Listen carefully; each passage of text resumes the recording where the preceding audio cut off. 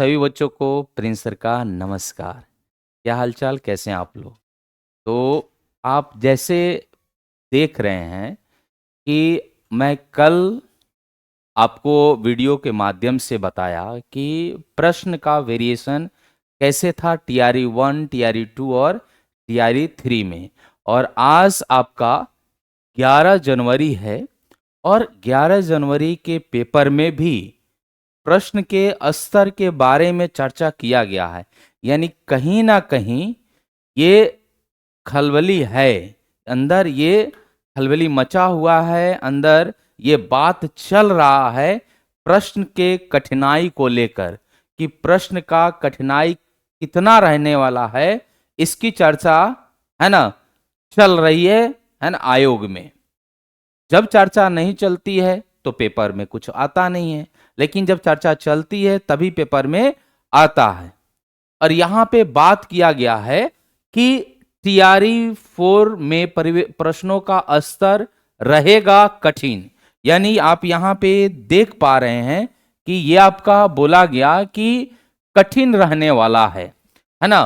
पहले से अधिक तथ्यात्मक प्रश्न पूछे जाएंगे। यानी कि जो प्रश्न है जो पहले पूछे गए से उससे ज्यादा तथ्यात्मक प्रश्न पूछे जाएंगे। जैसे कि आप स्टेट का भी पेपर भी दिए, रिजल्ट भी आया और उसमें क्वेश्चन कैसा था जो प्रीवियस हम लोग पढ़े थे या पढ़ाया गया था आपको, उससे कहीं उठ के प्रश्न आया। बहुत सारे सब्जेक्ट में, बहुत सारे विषय में और बहुत सारे विषय में सेम प्रश्न पूछा गया।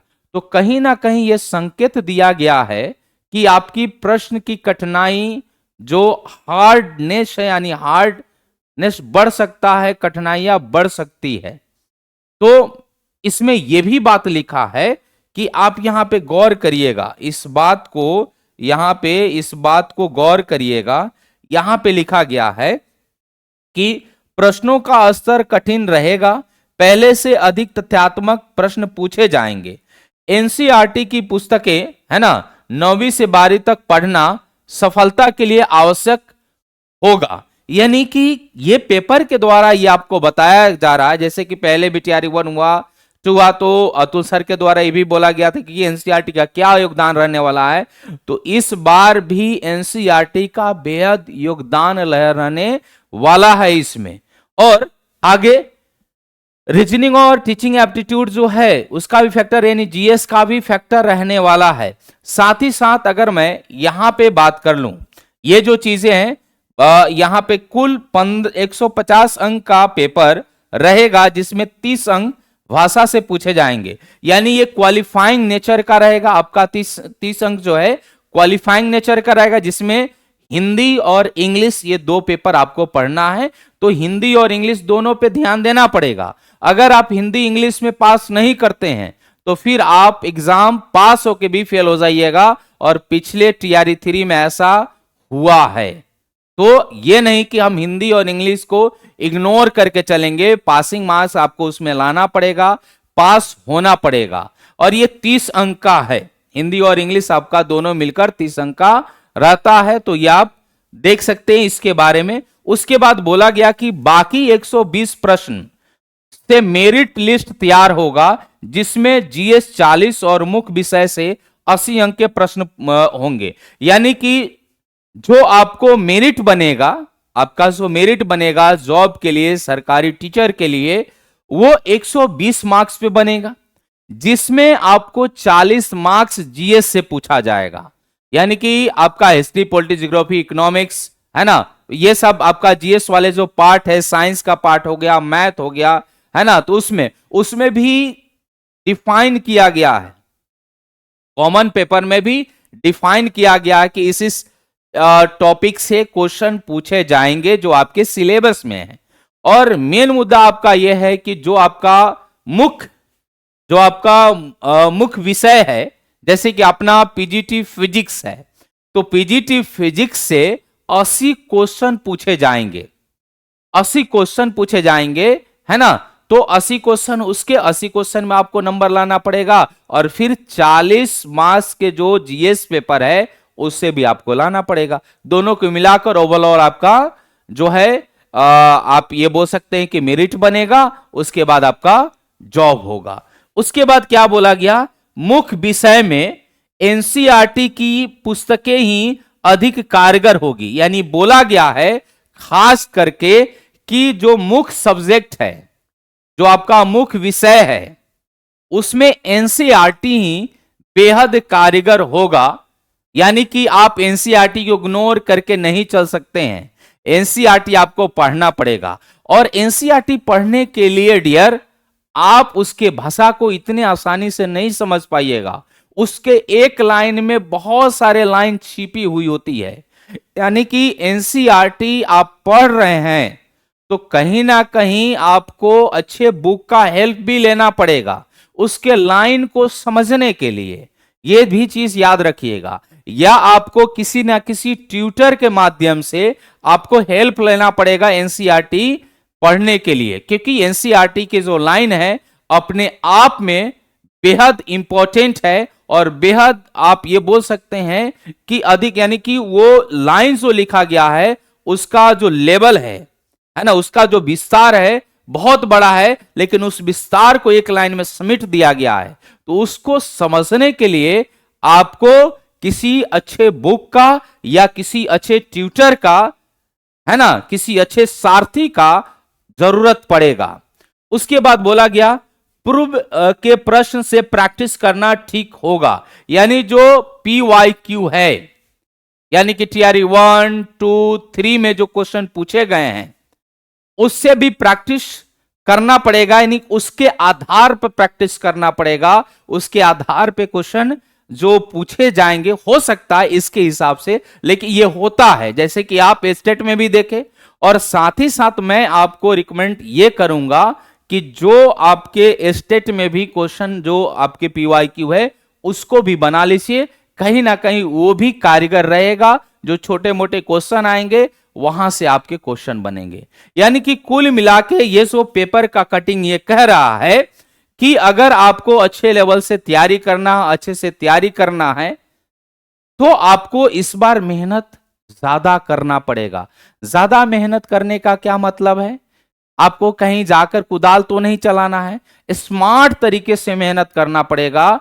आपको कंसेप्ट क्लियर रखना पड़ेगा, है ना। न्यूमेरिकल पोर्शंस आपसे बनने चाहिए, ठीक है ना, न्यूमेरिकल पोर्शन आपसे बनने चाहिए। जब आप एनसीईआरटी बुक उठाते हैं उसके क्वेश्चन को देखते हैं तो उसमें न्यूमेरिकल ही न्यूमेरिकल भरा पड़ा हुआ है।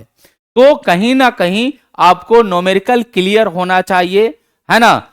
कि ऐसा मैं इसलिए बोल रहा हूं क्योंकि ये जो पेपर बोल रहा है और इस बार जो स्टेट में वेरिएशन लाया गया, इसको देखते हुए मैं ये आपको बात बता रहा हूं, ठीक है ना।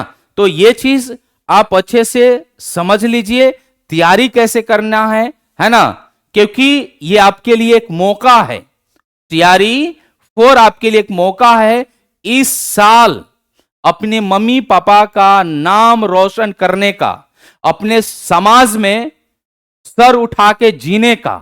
यह आपके लिए मौका है।